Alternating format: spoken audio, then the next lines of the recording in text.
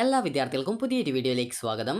ഈ വർഷത്തെ Calicut university degree കോഴ്സുകളിലേക്കുള്ള പ്രവേശനത്തിൻ്റെ ഭാഗമായിട്ടുള്ള സെക്കൻഡ് അലോട്ട്മെൻറ്റ് പ്രകാരമുള്ള അഡ്മിഷൻ ജൂലൈ 3-ാം തീയതി വരെയാണ്. അപ്പോൾ വിദ്യാർത്ഥികൾക്ക് അലോട്ട്മെൻറ്റ് കിട്ടിയിട്ടുള്ള വിദ്യാർത്ഥികൾ അലോട്ട്മെൻറ്റ് ലഭിച്ച കോളേജുകളിൽ നിർബന്ധമായിട്ടും അഡ്മിഷൻ നേടേണ്ടതാണ്. കോളേജുകളിൽ പെർമനൻറ്റ് അഡ്മിഷനാണ് നേടേണ്ടത്.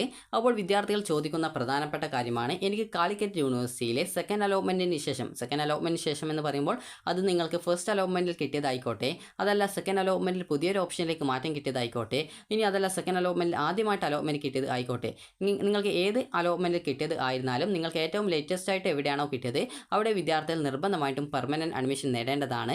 അഡ്മിഷൻ നേടിയിട്ടില്ല എങ്കിൽ വിദ്യാർത്ഥികളെ അലോട്ട്മെൻറ്റ് പ്രോസസ്സിൽ നിന്നും നിങ്ങളെ പുറത്താക്കുന്നത് ആയിരിക്കും. അപ്പോൾ വിദ്യാർത്ഥികൾ ചോദിച്ച ഒരു പ്രധാനപ്പെട്ട സംശയമാണ്, അതായത് എനിക്കിപ്പോൾ ഫസ്റ്റ് അലോട്ട്മെൻറ്റിൽ ആദ്യമായിട്ട് കിട്ടി, സെക്കൻഡ് അലോട്ട്മെൻറ്റിൽ കിട്ടിയിട്ടില്ല.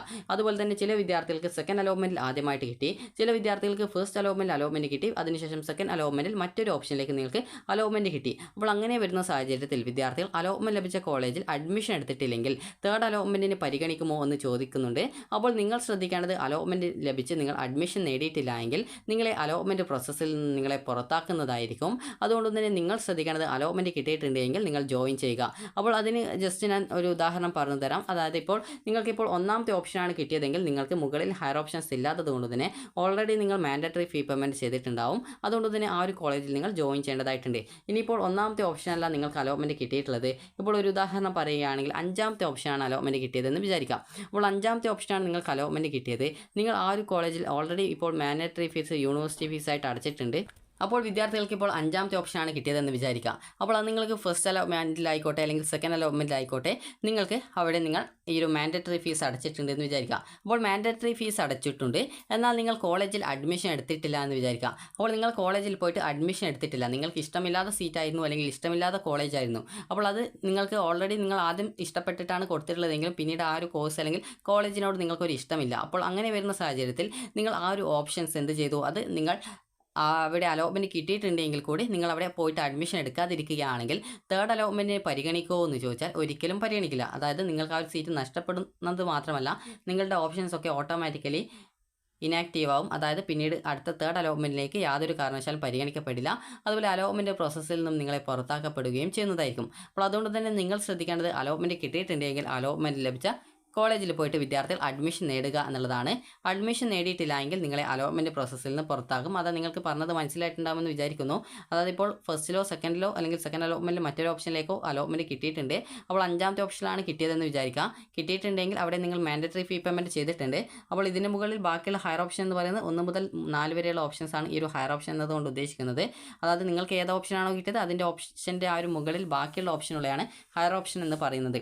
നിങ്ങൾക്കൊരു ഓപ്ഷൻ കിട്ടിക്കഴിഞ്ഞാൽ അതിൻ്റെ ബാക്കിയുള്ള ഓപ്ഷൻ ഡിലീറ്റ് ആയി പോയിട്ടുണ്ടാകും. ഇപ്പോൾ ഞാനിപ്പോൾ 20 ഓപ്ഷൻ കൊടുത്തു, എനിക്ക് അഞ്ചാമത്തെ ഓപ്ഷനാണ് കിട്ടിയത്. അപ്പോൾ അങ്ങനെയെങ്കിൽ അതിന് താഴെയുള്ള ബാക്കിയുള്ള എല്ലാവിധ ഓപ്ഷൻസും ഓട്ടോമാറ്റിക്കലി ഡിലീറ്റ് ആയി പോയിട്ടുണ്ടാകും. അതായത് 6, 7, 8 ഇങ്ങനെ 20 വരെയുള്ള ബാക്കി ഓപ്ഷൻ ഡിലീറ്റ് ആയിട്ടുണ്ടാവും. അപ്പോൾ ഇതിന് മുകളിൽ 1 മുതൽ 4 വരെയുള്ള ഓപ്ഷൻസാണ് അഞ്ചാമത്തെ ഓപ്ഷൻ കിട്ടിയതുകൊണ്ട് ബാക്കി ഉണ്ടാവുള്ളൂ. നിങ്ങൾക്കിപ്പോൾ 10ാമത്തെ ഓപ്ഷനാണ് കിട്ടിയതെങ്കിൽ 1 മുതൽ 9 വരെയുള്ള ഓപ്ഷനുകൾ അവിടെ ബാക്കി ഉണ്ടാവും. അപ്പോൾ അതുകൊണ്ട് തന്നെ നിങ്ങൾ ശ്രദ്ധിക്കേണ്ട കാര്യം എന്ന് പറയുന്നത്, നിങ്ങൾക്ക് അലോട്ട്മെൻറ്റ് കിട്ടിയിട്ട് നിങ്ങൾ അഡ്മിഷൻ നേടിയിട്ടുണ്ടായിരിക്കണം.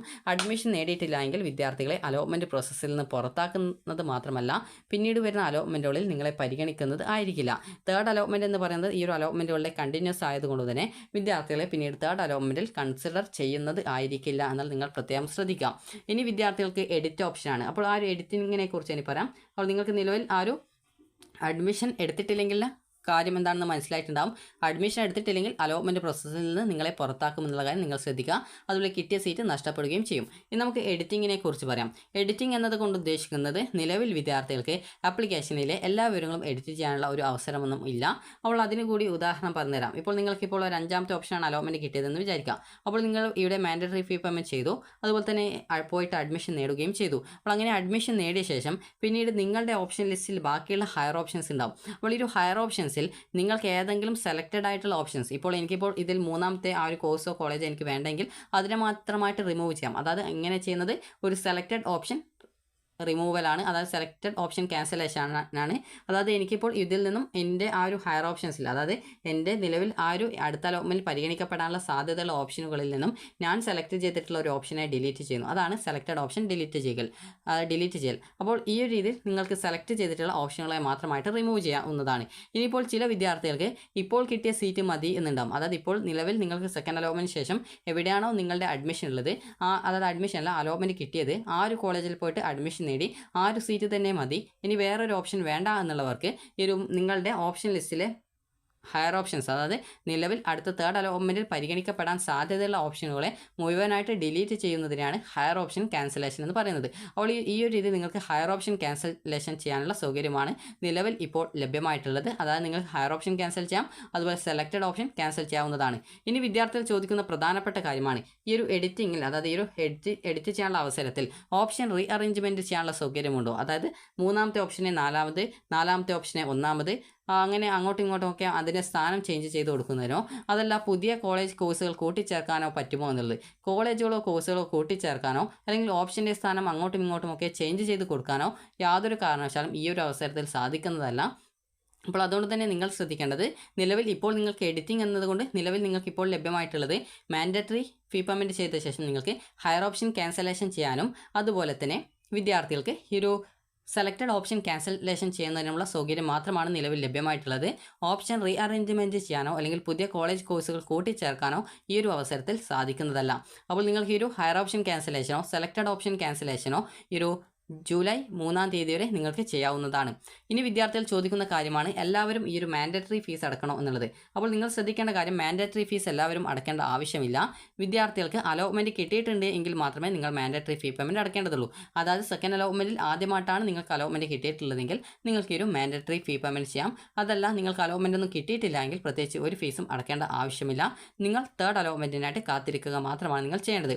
ഇനി വിദ്യാർത്ഥികൾ ചോദിക്കുന്ന കാര്യമാണ് നിങ്ങളുടെ തേർഡ് അലോട്ട്മെൻറ്റ് എപ്പോഴാണ് എന്നുള്ളത്. അപ്പോൾ തേർഡ് അലോട്ട്മെൻറ്റ് എപ്പോഴാണ് എന്ന് ചോദിച്ചു കഴിഞ്ഞാൽ വിദ്യാർത്ഥികളുടെ ഒരു ജൂലൈ 7-ാം തീയതിയാണ് നിലവിലെ നിങ്ങളുടെ ഷെഡ്യൂൾ പ്രകാരം പറഞ്ഞിട്ടുള്ളത്. എന്നാൽ ഈ ഒരു തേർഡ് അലോട്ട്മെൻറ്റ് സാധാരണഗതിയിൽ നേരത്തെ തന്നെ പ്രസിദ്ധീകരിക്കാറുണ്ട്. അതായത് ഏകദേശം ഒരു ജൂലൈ 2-ാം തീയതിയൊക്കെ നിങ്ങളുടെ തേർഡ് അലോട്ട്മെൻറ്റ് വരാനുള്ള സാധ്യതയുണ്ട്. അപ്പോൾ ഇതിന് കാരണമെന്ന് പറയുന്നത് ചില വിദ്യാർത്ഥികൾക്ക് ഇപ്പോൾ ഒരു ഇഷ്ടപ്പെട്ട സീറ്റ് കിട്ടിയിട്ടുണ്ടാവില്ല. അപ്പോൾ അങ്ങനെയൊക്കെയുള്ള സാഹചര്യത്തിൽ വിദ്യാർത്ഥികൾക്ക് യൂണിവേഴ്സിറ്റി അഡ്മിഷൻ നേടുന്നതിനായിട്ടുള്ളൊരു അവസരം നീട്ടാനൊക്കെയുള്ള സാധ്യത വരും. അതുപോലെ തന്നെ കോളേജ് ഫീസ് അടക്കാൻ ടൈം കൊടുക്കുകയൊക്കെ ചെയ്യാറുണ്ട്. അപ്പോൾ അതുകൊണ്ട് തന്നെ നിങ്ങൾ ശ്രദ്ധിക്കേണ്ട കാര്യം എന്ന് പറയുന്നത്, നിങ്ങൾക്ക് ഒരു അലോട്ട്മെൻറ്റ് കിട്ടിയിട്ടുണ്ടെങ്കിൽ നിങ്ങൾ നിർബന്ധമായിട്ടും കോളേജുകളിൽ ജോയിൻ ചെയ്യാനായിട്ട് ശ്രദ്ധിക്കുക. അപ്പോൾ നിങ്ങൾക്ക് ഈ ഒരു വീഡിയോ ഉപകാരപ്രദമായിട്ടുണ്ടെന്ന് കരുതുന്നു. ഉപകാരപ്രദമായിട്ടുണ്ടെങ്കിൽ ലൈക്ക് ചെയ്യുക, ഷെയർ ചെയ്യുക.